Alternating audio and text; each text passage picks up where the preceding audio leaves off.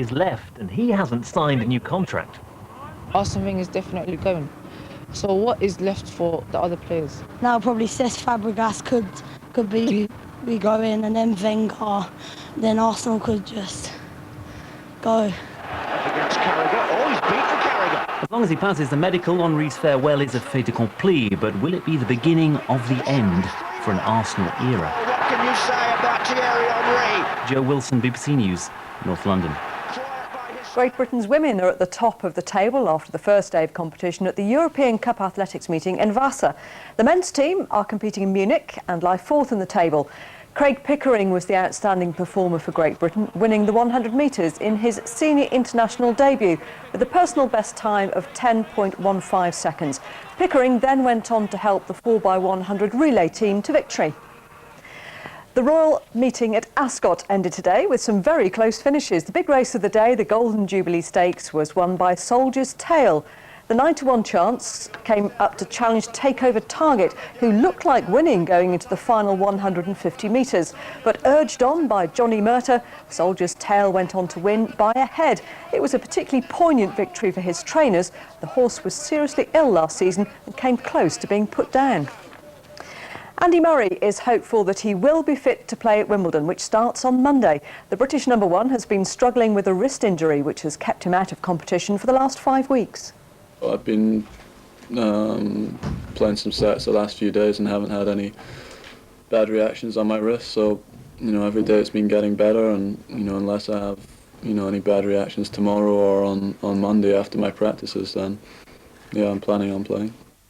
Ricky Hatton will defend his IBO light welterweight title against Jose Luis Castillo in just over 4 hours. Both weighed in on the 140-pound limit ahead of the fight in Las Vegas. Hatton is favourite, but the Mexican is the toughest opponent that the Mancunian has faced in his record of 42 unbeaten professional fights. And you can follow it all on Radio 5 Live from 3 o'clock tomorrow morning. So a late night or an early morning, depending on which way you look at it. That's the sport, Louise. Thank you very much. It's the second night of the Glastonbury Festival, and an estimated 200,000 people are braving the mud to watch the headline acts. But some believe the event has become too big and commercial for its own good. And as John Kay reports, they're up in arms about a controversial new artwork. They're calling it Boghenge, and not because of the mud. Glastonbury's infamous portable toilets, now arranged in a mock ceremonial circle. The latest tongue-in-cheek creation from the elusive graffiti artist Banksy. I think it's great. It's really good fun, and this is the place to be, where you can be anything you want to be. Do it here. But others are calling it desecration. For decades, Glastonbury's old guard have been coming up here to the stone circle to enjoy the serenity of the view of the site. Now, though, they say that view has been obscured. It could be moved to a different place slightly. It's not ideal where it is. It's a sacred space that everyone can come and chill out and just have a nice, pleasant time. Some see it as another sign that Glastonbury has lost its hippie spirit, that after 37 years the festival has become too big, too commercial, even too organised. These days the longest queues are to recharge your mobile phone.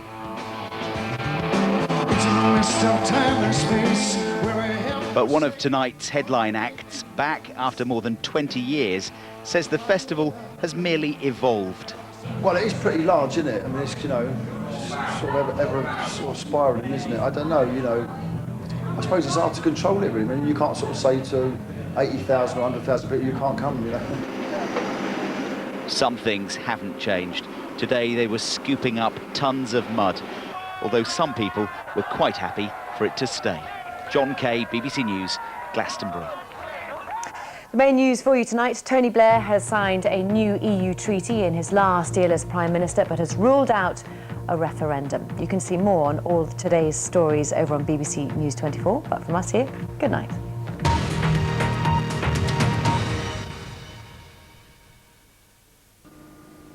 Good evening. Another day, another batch of severe storms and further flash flooding. Is the weather going to get any better? Well, actually no, because up until now the storms have been quite localised, but the heavy rain is going to become more widespread over the next few days, as will the risk of flooding, added to which there'll be an increasingly cold and strong northerly wind setting in too.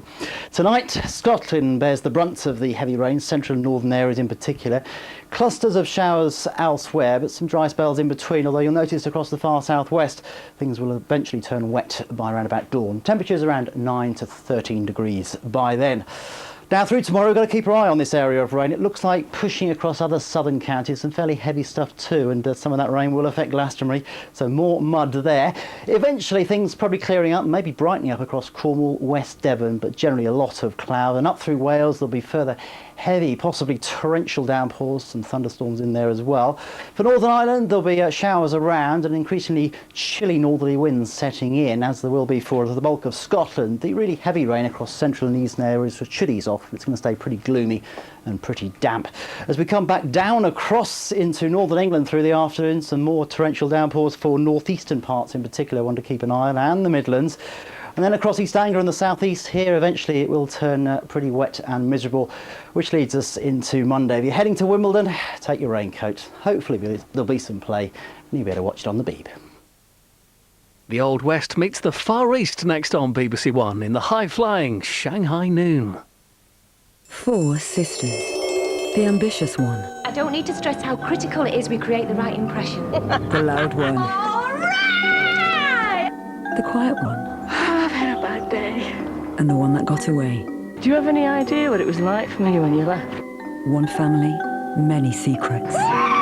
But nothing stays secret forever. I know why you left. I know what made you come back.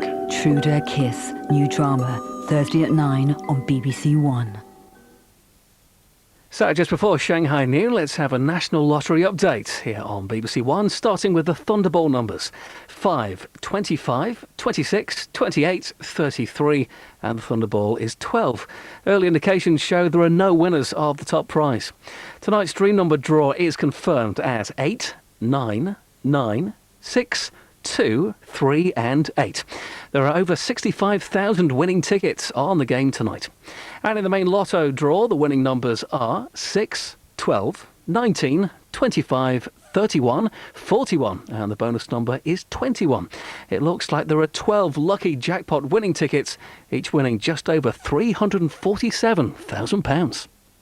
To celebrate their mother's life, Princes William and Harry present their concert for Diana at Wembley Stadium. Join William and Harry and an amazing lineup of stars, including Duran Duran, Take That, Lily Allen, Kanye West, and Sir Elton John. Live and exclusive on BBC One and Radio 2.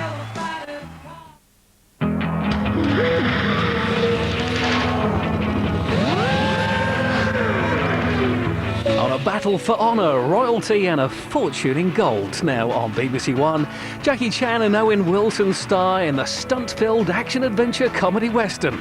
Get a kick out of Shanghai Noon.